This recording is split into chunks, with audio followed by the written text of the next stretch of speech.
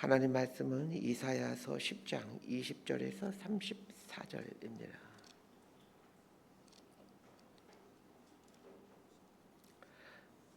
이사야 10장 20절에서 34절까지 말씀 번갈아 가면서 읽도록 합니다. 제가 먼저 읽겠습니다. 그날에 이스라엘의 남은 자와 야곱 족속의 피난한 자들이 다시는 자기를 친 자를 의지하지 아니하고 이스라엘의 거룩하시니 여호와를 진실하게 의지하리니 남은 자 곧 야곱의 남은 자가 능하신 하나님께로 돌아올 것이라. 이스라엘이여 내 백성이 바다의 모래 같을지라도 남은 자만 돌아오리니 넘치는 공의로 파멸이 작정되었습니다. 이미 작정된 파멸을 주 만군의 여호와께서 온 세계 중에 끝까지 행하시리라. 그러므로 주 만군의 여호와께서 이르시되 시온에 거주하는 내 백성들아, 아수르가 애굽이 한 것처럼 막대기로 너를 때리며 몽둥이를 들어 너를 칠지라도 그를 두려워하지 말라. 내가 오래지 아니하여 내게는 분을 그치고 그들은 내 진노로 멸하리라 하시로다. 만군의 여호와께서 채찍을 들어 그를 치시되 오랫바위에서 미디안을 쳐 죽이신 것 같이 하실 것이며 막대기를 드시되 바다를 향하여 애굽에서 하신 것 같이 하실 것이라. 그날에 그의 무거운 짐이 내 어깨에서 떠나고 그의 멍에가 내 목에서 벗어지되 기름진 까닭에 멍에가 부러지리라. 그가 아얏에 이르러 미그론을 지나 믹마스에 그의 장비를 두고 산을 넘어 게바에서 유숙하며 라마는 떨고 사울의 기브아는 도망하로다. 딸 갈리마 큰 소리로 외칠지어다. 라이샤야 자세히 들을지어다. 가련하다 너 아나도시여.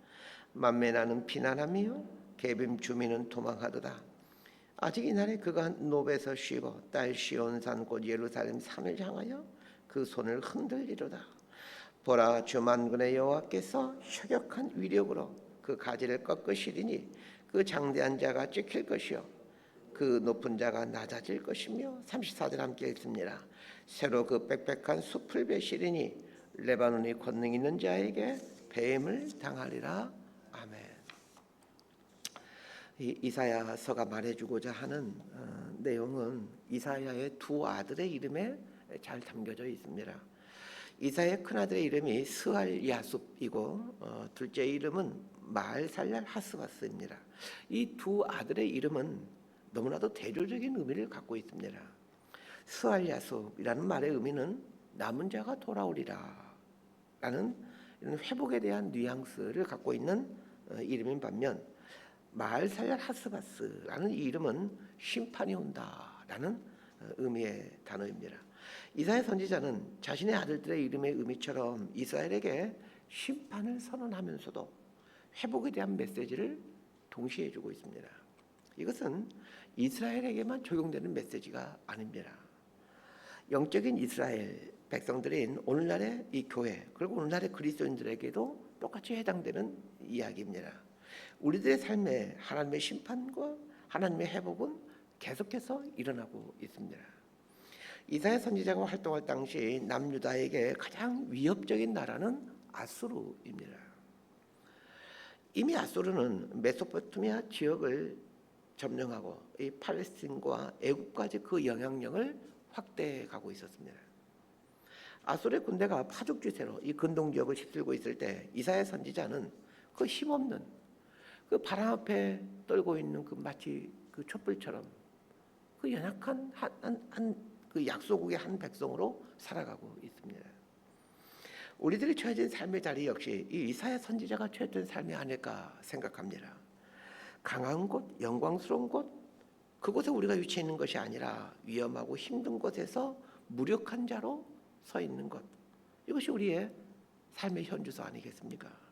그러나 우리가 희망을 갖는 것은 이사야 선지자가 그러한 낮은 자리에 있었을지라도 하나님의 생생한 말씀이 계속해서 그에게 들려졌다라는 것입니다. 역사의 무대는 아수르를 중심으로 돌아가고 있는 것처럼 보였지만 그러나 실제로는 작고 작은 남유다의 이름 없는 성읍에 있는 그 이사야의 입술에서 선포된 말씀을 중심으로 돌아가고 있었다는 것을 기억해야 됩니다. 그 이사야 선지자의 말처럼 그대로 아수르가 심판받게 되고 이스라엘이 결국은 회복되게 되고 그 이사야 입에서 나오는 말대로 인류 역사가 돌아가게 됩니다. 어떻게 이런 일이 가능합니까? 하나님께서 이사야와 함께 하셨기 때문입니다.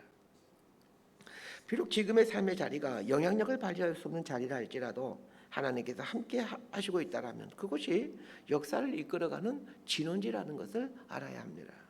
자, 16절에서 19절까지 어제 본문인데 우리 어제 본문 좀 앞으로 펴서 보도록 하겠습니다. 16절에서 19절까지 말씀을 보겠습니다. 시작. 그러므로 주 만군의 여호와께서 살찐 자를 파리하게 하시며 그의 영화 아래 불이 붙는 것 같이 맹렬히 타게 하실 것이라. 이스라엘의 빛은 불이 되고 그의 거룩하신 이는 불꽃이 되실 것이니라. 하루 사이에 그의 가시와 찔레가 소멸되며 그의 숲과 기름진 밭의 영광이 전부 소멸되리니 병자가 점점 쇠약하여 감 같을 것이라. 그의 숲에 남은 나무의 수가 희소하여 아이라도 능히 계수할 수 있으리라. 자, 16절에서 19절은 아수르에게 심판을 선언하는 내용입니다. 그런데 이사야 선지자가 아수르에게 심판을 선언하고 있는 이 시점에 아수르는 강력한 군대를 앞세우고 자신들이 알고 있는 모든 나라들을 아주 무자비하게 점령하고 있는 그러한 때였습니다. 어느 누구도 아수르의 말발구 아래에서 살아남지를 못했습니다. 이렇게 아수르의 세상에서 이사야 선지자는 아수르의 패망을 선포합니다. 그렇게 함으로 세상의 모든 왕과 권세와 주권이 하나님의 손 아래에 있음을 선포하고 있는 거죠. 전 저와 여러분이 세상의 어떤 강력한 힘과 세력도 하나님의 손 아래에 있다는 것을 온전히 인정하며 살 수 있게 되기를 바랍니다. 저 어제 본문의 16절에 보니까 살찐 자를 파리하게 하시며 그의 영화 아래 불이 붙는 것 같이 맹렬히 타게 하실 것이라 이렇게 말하고 있습니다. 여기에 등장하는 살찐 자란 당연히 아수르를 말합니다. 이 살찐 자란 튼튼한 자, 힘이 센 자라는 의미입니다. 그런데 하나님께서 그 튼튼하고 힘이 센 아수르를 파리하게 병들게 하신다라는 것입니다. 실제로 아수르가 패망하게 된 결정적인 동기 중에 하나가 아수르가 남유다를 쳐들어와 남유다 히스기야 왕에게 패한 후부터입니다. 열왕기하 19장에 보면 히스기야 왕이 남유다를 통치하고 있을 때에 아수르의 사네립이 남유다를 정복하기 위해 수십만 대군을 이끌고 예루살렘에 이릅니다. 이때 하나님께서 아수르 군대 가운데 아주 기이한 일을 행하십니다. 열왕기하 19장 35절에서 37절을 제가 읽어드립니다. 이 밤에 여호와의 사자가 나와서 아수르 진영에서 군사 18만 5천 명을 친지라. 아침에 일찍 일어나 보니 다 송장이 되었더라. 아수르 왕 사네립이 떠나 돌아가서 니느웨에 거주하더니 그가 그의 신 니스록의 신전에서 경배할 때에 아드람멜렉과 사레셀이 그를 칼로 쳐 죽이고 아라랏 땅으로 그들이 도망하매 그 아들 에사라돈이 대신하여 왕이 되니라. 수십만 대군을 이끌고 남유다에 왔던 아수르의 사네립 왕은 하룻밤 사이에 18만 5천 명이나 되는 군사가 송장이 되는 걸 보면서 철수를 합니다. 설상가상으로 아수르로 돌아간 사네립은 자신의 신복들에 의해 살해를 당합니다. 이때부터 아수르는 급속도로 쇠퇴하기 시작합니다. 16절 말씀을 통해 이사야 선지자는 살찐 자를 파리하게 하시며 라는 이 말을 하면서 아수르 군대를 파멸로 몰아넣었던 전염병에 대한 이야기를 암시해주고 있습니다. 하나님이 아수르를 심판한 첫 번째 도구가 이 전염병, 아까 아수르의 사네립이 군대를 이끌고 와서 예루살렘 앞에 섰을 때 하룻밤 사이에 18만 5천 명이 죽었다고 그랬죠. 그 학자들은 보통 전염병으로 이해하고 있습니다. 어떻게 하룻밤 사이에 갑자기 장전지 죽겠습니까? 두 번째는 이제 불이라고 설명해 줍니다. 불이란 전쟁에서의 패망을 의미합니다. 아수르는 짧은 시간 안에 대제국을 건설함으로 놀라운 영화를 누렸지만 그러나 아수르의 변방에 있었던 바벨론이라는 곳에서 그 바벨론이 일어나기 시작합니다. 결국 아수르는 이 아수르의 저 변방 한 장군이었던 나보라폴라살에 의해 이제 무너지게 됩니다.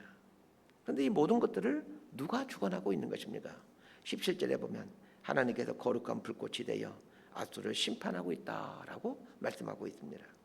결국 아수르가 전염병에 의해 그리고 바벨론이 일어섬에 의해서 패망하게 되는 것처럼 그렇게 보여지지만 실제로는 하나님이 거룩한 불꽃이 되어 그들을 심판하고 있었던 것입니다. 숲에 불이 붙으면 나무가 다 타고 몇 굴이 남지 않게 되는 것처럼 그 울창한 숲과 같았던 아수르는 이렇게 흔적도 없이 사라져버리고 맙니다. 자, 이것이 하나님의 심판입니다. 자, 오늘 본문 20절에서 23절까지 말씀 함께 보겠습니다. 시작. 그날에 이스라엘의 남은 자와 야곱 족속의 피난한 자들이 다시는 자기를 친자를 의지하지 아니하고 이스라엘의 거룩하신 이 여호와를 진실하게 의지하리니 남은 자 곧 야곱의 남은 자가 능하신 하나님께로 돌아올 것이라. 이스라엘이여 내 백성이 바다의 모래 같을지라도 남은 자만 돌아오리니 넘치는 공의로 파멸이 작정되었습니다. 이미 작정된 파멸을 주 만군의 여호와께서 온 세계 중에 끝까지 행하시리라. 아수르의 위협 아래에서 도망쳤거나 포로로 잡혔던 이스라엘 사람들이 이 아수르가 하루아침에 무너지는 걸 보면서 하나님께 돌아오게 된다라는 것을 말하고 있습니다. 아수르를 의지하며 살았던 것이 얼마나 어리석은 일이었던지를 아수르가 무너지는 것을 보면서 깨닫게 된다는 겁니다. 우리 주변에는 이런 거대한 아수르가 하루아침에 무너지는 일들이 종종 발생하곤 합니다. 영원할 것 같았던 거대 재벌이 하루아침에 무너진 걸 보면서 돈을 철석같이 믿고 살았던 것이 얼마나 어리석은 삶인지를 깨닫도록 해주십니다. 강력했던 아수르가 하루아침에 무너졌던 그 영원할 것 같았던 것들이 무너진 일들이 종종 생깁니다. 이런 일들을 허락해 주신 이유와 목적이 무엇이겠습니까? 하나님께 돌아와서 진실되이 하나님을 의지하도록 하기 위함입니다. 오늘 본문을 통해 하나님께서 우리에게 해주고 싶은 가장 중요한 메시지가 있다면 바로 이 메시지일 겁니다. 하나님을 진실되이 의지하라는 것입니다. 왜 우리에게 아수르의 공격 앞에 서 있는 이 남유다와 같은 위기의 상황이 발생하게 하는 것입니까? 하나님을 진실되이 의지해 가게 하기 위함입니다. 하나님은 당신 내게 돌아올 자들을 남은 자라고 표현하고 있습니다. 하나님은 항상 어느 시대나 이 남은 자들을 남겨놓으십니다. 아무리 시대가 어두워도 하나님의 편에서 남은 자들을 남겨놓으심으로 그들을 통해 새로운 일들을 해나가셨습니다. 바알과 아세라 선지자가 판을 치던 아방 시대에 엘리야 선지자가 탄식하면서 하나님을 두려워하는 사람이 한 사람도 없습니다. 이렇게 한탄하죠. 그때 하나님은 바알에게 무릎 꿇지 아니한 7천 명의 군사를 예배해 두셨다라고 말씀하십니다. 노아의 시대에 온 세상 사람들이 그 마음에 계획하는 것들이라고는 항상 악한 것뿐이라고 탄식할 수밖에 없는 그런 시대에 하나님은 노아의 8 식구를 남은 자로 선택하셔서 그를 통해 새로운 인류 역사를 써 내려가십니다. 이처럼 하나님께서는 끝까지 당신께 남은 자들을 택하시고 그들을 통하여 위대한 일들을 해나가십니다. 그렇게 함으로 하나님은 그들을 통하여 승리케 하시고 결국은 하나님의 인류 역사의 주인이시라는 것과 하나님의 의가 온 세상에 드러나도록 해가십니다. 그렇다면 자, 오늘 우리가 어떤 삶을 살아야 하겠습니까? 내가 이 시대의 남은 자임을 알고 내 삶의 자를 매 순간 하나님께 옮겨놓는 삶을 사는 것입니다. 많은 사람들이 걸어가는 넓은 길에 우리의 인생을 세워두는 것이 아니라 좁은 길에 있는 소수의 사람들에게로 우리의 삶의 자리를 옮겨놓는 것입니다.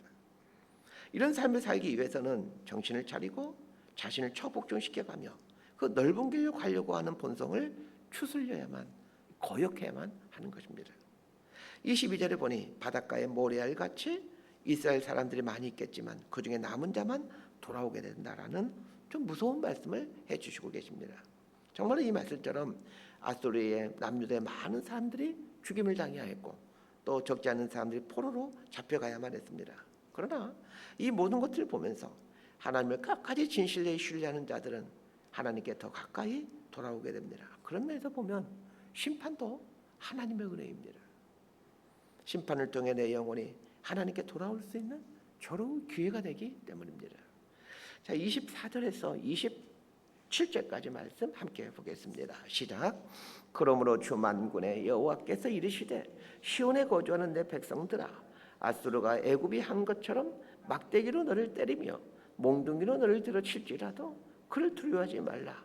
내가 오래지 아니하여 내게는 분을 그치고 그들은 내 진노로 멸하리라 하시도다.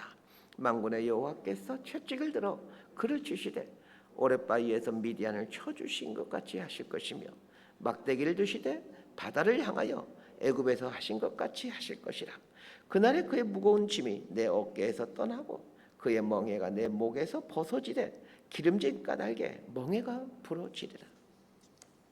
남유다가 처해 있는 작금의 상황은 아수르의 막대기와 몽둥이가 때리고 있는 상황입니다. 이게 현실이죠. 그러나 이사야 선지자는 머지않아 아수르가 허망하게 무너지게 된다는 것을 선포합니다. 남유다의 입장에서 보면 현실은 너무나도 암담한 상황입니다. 그러나 이 암담한 상황 속에서 하나님이 행하실 일들을 보고 살아가는 사람들이 믿음의 사람들입니다. 우리에게 필요한 것은 이 현실을 정확하게 분석하는 날카로운 눈도 있어야 되겠지만 정말로 갖고 있어야 될 것은 역사의 주관자이신 하나님이 그분의 성품과 그분의 뜻대로 인류 역사를 이끌어 가시고 있다는 것을 보는 이 믿음의 눈을 갖는 것입니다. 이 믿음의 눈을 가지고 암담한 오늘을 믿음으로 인내해 가는 것입니다. 아직 우리의 삶에 하나님의 공의가 이루어지진 않았지만, 아직 우리의 삶에 하나님의 구원이 이루어지지 않았지만 결국은 그분이 당신의 공의를 드러내심으로 이 세상의 악에 대해 심판할 것임을, 결국에는 그분께서 당신의 인자한 손을 펴서 당신의 자녀들을 구원하시고 회복시켜 가실 것임을 믿고 오늘 버티고 오늘 인내하며 살아가는 사람들이 그리스도인들입니다. 저는 오늘 이사야서의 이 말씀이 암담한 현실 속에 두려워하고 있는 사람들에게 희망의 말씀이 되기를 소망합니다. 결국은 하나님께서 머지않아 당신의 은혜의 빛을 비춰주시고 이 영원할 것만 같았던 악의 행포와 이 권력이 심판을 받게 됩니다. 넓은 길, 세상의 길, 많은 사람들이 가는 길에 눈을 두지 않고 좁은 길에 남은 자로 서서 살아가기를 결단할 수 있게 되기를 바랍니다. 말씀 정리합니다. 역사의 주인은 하나님이십니다. 힘과 돈과 권력이 역사를 이끌어가고 있는 것처럼 보여지지만 그건 하나님께서 역사를 이끌어가고 계십니다. 우리가 해야 될 일은 이 보이지 않는 역사의 주체이신 하나님을 진실되이 의지하는 것입니다. 모든 악에 대해 반드시 심판하실 것이기에 내 자신을 악의 아래 두지 아니하는 삶을 사는 것, 그리고 모든 선에 대해서는 반드시 은혜를 베풀어 가실 것이기에 내 자신을 선의 자리에 두고 살아가는 것, 이런 삶이 하나님께 택함 받은 남은 자의 삶의 모습입니다. 남은 자의 삶의 모습의 가장 큰 특징이 끝까지 하나님을 진실되이 의지하는 것임을 잊지 않게 되기를 바랍니다. 돈 앞에서도, 자리 앞에서도, 쾌락 앞에서도 진실되이 하나님을 두려워하고 그분을 경외하는 삶, 이 사람이 남은 자의 삶입니다. 이런 삶을 살아가는 저 여러분의 삶이 되기를 진심으로 소망하고 축복합니다. 기도하겠습니다. 하나님 아버지, 오늘은 진실되이 하나님을 의지하는 자가 되라라는 말씀을 해주셨습니다. 세상의 풍속에 따르지 아니하고 세상과 타협하는 신앙을 따르지 않고 진실되이 하나님을 의지하라라는 이 말씀을 붙들고 우리의 삶의 자리를 하나님께 옮겨놓기를 결단해가는 저희가 되기를 원합니다. 짧은 인생 살아가는 동안 이리저리 왔다 갔다 하는 줏대 없는 삶 살지 않게 하시고 하나님께 마음을 정하고 이 시대의 남은 자로 주어진 생을 살아가는 믿음의 사람이 되게 하여 주옵소서. 예수님 이름으로 기도드리옵나이다.